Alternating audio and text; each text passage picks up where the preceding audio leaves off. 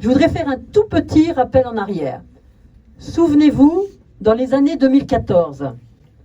Dans les années 2014, c'était la perte du statut de capitale régionale pour Amiens et c'était la disparition de l'entreprise emblématique Whirlpool.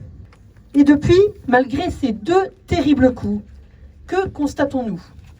Eh bien, tout d'abord, près de 2000 habitants de plus de 2014 à 2017. 8037 logements autorisés de 2014 à 2019, contre 4916 de 2008 à 2013. C'est la création de 3500 emplois nets. Et ça, ce sont des chiffres officiels de Pôle emploi. Le redressement de notre ville, eh bien, il est en marche. Et la fierté des Amiénois renaît. Amiens, première ville française, capitale européenne de la jeunesse en 2020. 2020, c'est aussi les 800 ans de la Notre-Dame, la cathédrale Notre-Dame d'Amiens. En 2018, Amiens est l'une des 18 premières communes au monde à obtenir le label Ramsar pour la qualité de ses zones humides.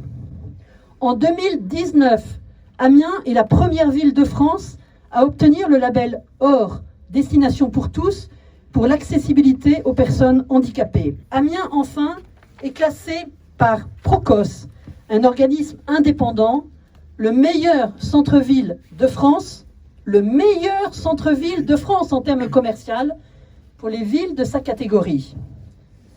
C'est vous dire. Mais beaucoup reste à faire. Beaucoup reste à faire pour l'attractivité d'Amiens qui favorisera l'emploi, pour la qualité de vie et pour la tranquillité publique. D'ores et déjà, je vous annonce 3 actions concrètes que je mettrai en œuvre si les électeurs me font confiance. Première action, un arbre, un habitant. Il s'agit de créer une canopée urbaine.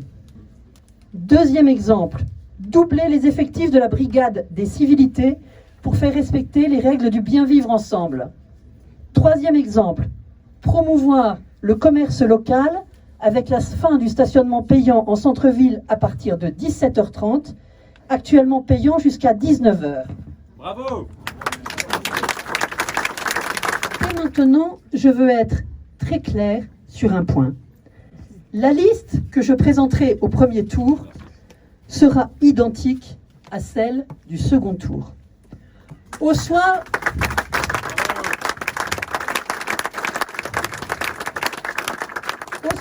du premier tour, il n'y aura pas de fusion avec d'autres listes, quelles qu'elles soient.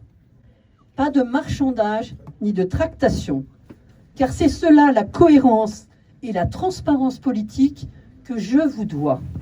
Je veux aussi être très clair sur un autre point. Je dévoilerai ma liste le samedi 22 février, ici même. Si nous ne connaissons pas encore la composition de la liste, une chose est sûre.